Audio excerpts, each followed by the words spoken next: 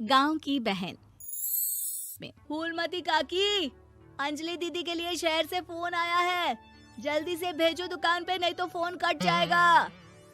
हाँ हाँ बेटा, अभी भेजती हूँ। अंजलि बेटा, तेरे लिए शहर से फोन है, सब काम छोड़ के जल्दी जाके सुन ले, नहीं तो फोन कट जाएगा। हाँ माँ, अभी जाती हूँ, जरूर मीनाक्षी दीदी का फोन आया होगा। हाय अंजलि। नमस्ते दीदी, मेरा मतलब हाय, कैसी हो आप? यहाँ तो सब ठीक है। मामा मामी कैसे हैं? तू कैसी है? मेरे तो एग्जाम्स होने वाले हैं, हर रोज कॉलेज जाना पड़ता है, lectures, extra classes, private coaching. ओ मैं तो इतना थक जाती हूँ, क्या बताऊँ। आपकी कॉलेज वाली बहन जी आपको इतना पढ़ाती है, तो घर कब जाती हैं आप दीदी? अरे नहीं नहीं, ये सब सिर्फ मेरी प्रोफेसर नहीं पढ़ाती, मैं अलग से दूसरे टीचर्स के पास भी पढ़ने जाती हूँ। दीदी फिर तो आप बहुत थक जाती होगी ना, आप ना पैदल मत जाया करो, टांगा ले लिया करो दीदी। नहीं मेरी भोली बहन, ना मैं पैदल जाती हूँ, ना ही यहाँ टांगा मिलता है, मैं बस से जाती हूँ और थोड़ी दूरी के लिए रिक्शा ले लेती हूँ। सच्ची? वहाँ पर टांगे नहीं बस चलती है? वाह, वो भी हर रोज? हमारे गांव में भी बस आती है, दिन में 2 बार।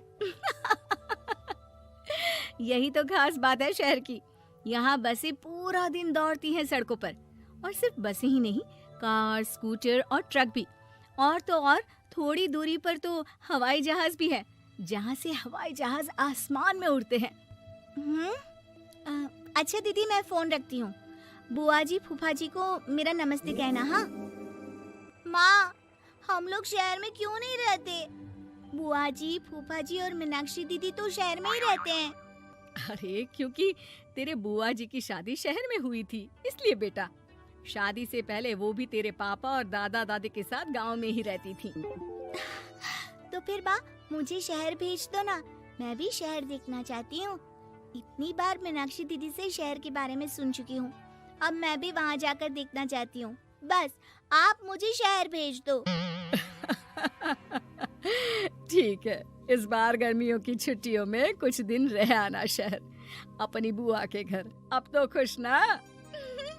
हाँ माँ, बहुत खुश। आप देखना मैं शहर जाके कितने मजे करती हूँ। अंजलि अगले दिन स्कूल जाती है और वहाँ अपने सारे दोस्तों को अपने शहर जाने की बात बताकर चिढ़ाती है।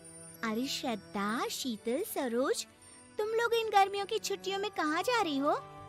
एकादशी वाले गांव के मेले में। हम तो दूसरे गांव में नानी के घर जाएंगे, उनका घर नहर के किनारे है, बड़ा मजा आएगा।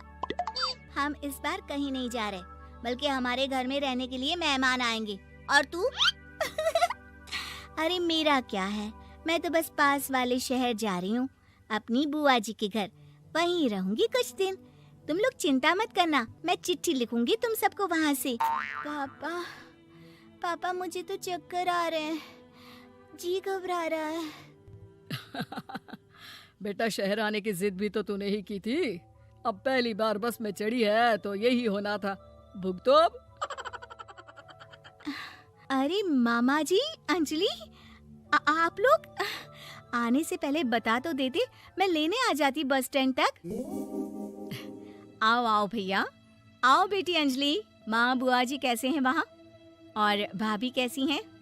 सब ठीक है, बस अंजलि जिद कर रही थी कुछ दिन आप लोगों के साथ रहने की, सो छोड़ने आ गया। दीदी, आप मुझे शहर घुमाने ले जाओ ना, मुझे भी शहर देखना है। हाँ हाँ चल, तैयार हो जा जल्दी से।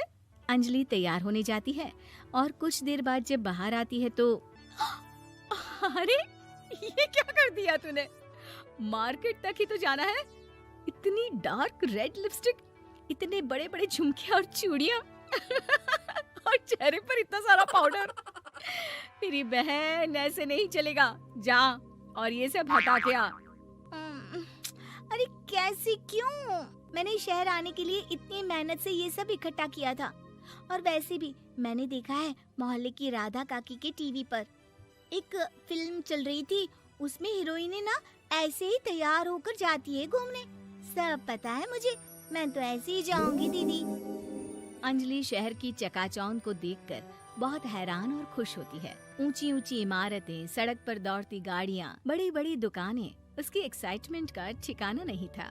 दीदी, ये छोटा सा कमरा सड़क के किनारे क्यों रखा है? इसमें कौन रहता होगा? ये कमरा नहीं, पीसीओ है, पीसीओ। यहाँ पर लोग फोन करने आते हैं, सिक्का डालकर। ओह, हमारे गांव में तो दुकान पे ही जाते हैं बात करने। अच्छा चल, तुझे रेस्टोरेंट में खाना खिलाने ले चलती हूँ। Excuse me, 2 plate noodles please and 2 Cola.